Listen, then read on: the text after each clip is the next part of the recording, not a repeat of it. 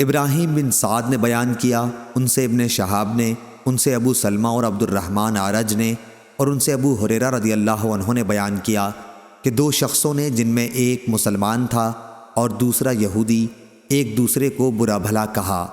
مسلمان نے کہا، اس ذات کی قسم جس نے محمد صلی اللہ علیہ وسلم کو تمام دنیا والوں پر بزرگی دی، اور یہودی نے کہا، اس ذات کی قسم جس نے موسیٰ علیہ السلام کو تمام دنیا والوں پر بزرگی دی۔ اس پر مسلمان نے ہاتھ اٹھا کر یہودی کے تمانچہ مارا۔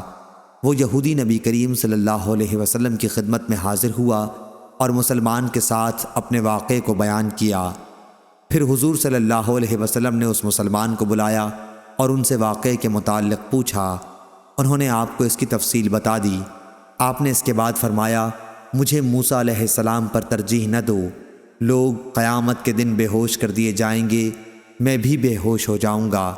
بے ہوشی سے ہوش میں آنے والا سب سے پہلا شخص میں ہوں گا، لیکن موسیٰ علیہ السلام کو عرش الہی کا کنارہ پکڑے ہوئے پاؤں گا۔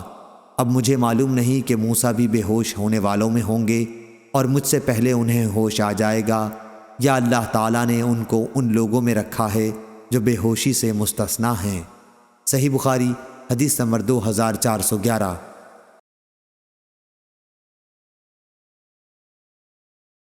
عمرو بن یحییٰ نے بیان کیا، ان سے ان کے باپ یحییٰ بن عمارہ نے، اور ان سے ابو سعید خدری رضی اللہ عنہ نے بیان کیا کہ رسول اللہ صلی اللہ علیہ وسلم تشریف فرما تھے کہ ایک یہودی آیا اور کہا، اے ابو القاسم، آپ کے اصحاب رضی اللہ عنہم میں سے ایک نے مجھے تمانچہ مارا ہے۔ آپ نے دریافت فرمایا، کس نے؟ اس نے کہا کہ ایک انصاری نے۔ آپ نے فرمایا کہ انہیں بلاؤ۔ وہ آئے تو آن حضرت صلی اللہ علیہ وسلم نے پوچھا، کیا تم نے اسے مارا ہے؟ انہوں نے کہا کہ میں نے اسے بازار میں یہ قسم کھاتے سنا، اس ذات کی قسم جس نے موسیٰ علیہ السلام کو تمام انسانوں پر بزرگی دی۔ میں نے کہا، او خبیث، کیا محمد صلی اللہ علیہ وسلم پر بھی؟ مجھے غصہ آیا اور میں نے اس کے منہ پر تھپڑ دے مارا۔ اس پر نبی کریم صلی اللہ علیہ وسلم نے فرمایا، دیکھو، انبیاء میں باہم ایک دوسرے پر اس طرح بزرگی نہ دیا کرو۔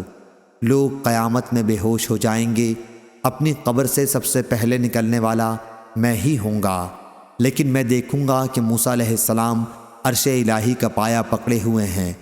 اب مجھے معلوم نہیں کہ موسیٰ علیہ السلام بھی بے ہوش ہوں گے اور مجھ سے پہلے ہوش میں آ جائیں گے، یا انہیں پہلی بے ہوشی جو طور پر ہو چکی ہے وہی کافی ہوگی۔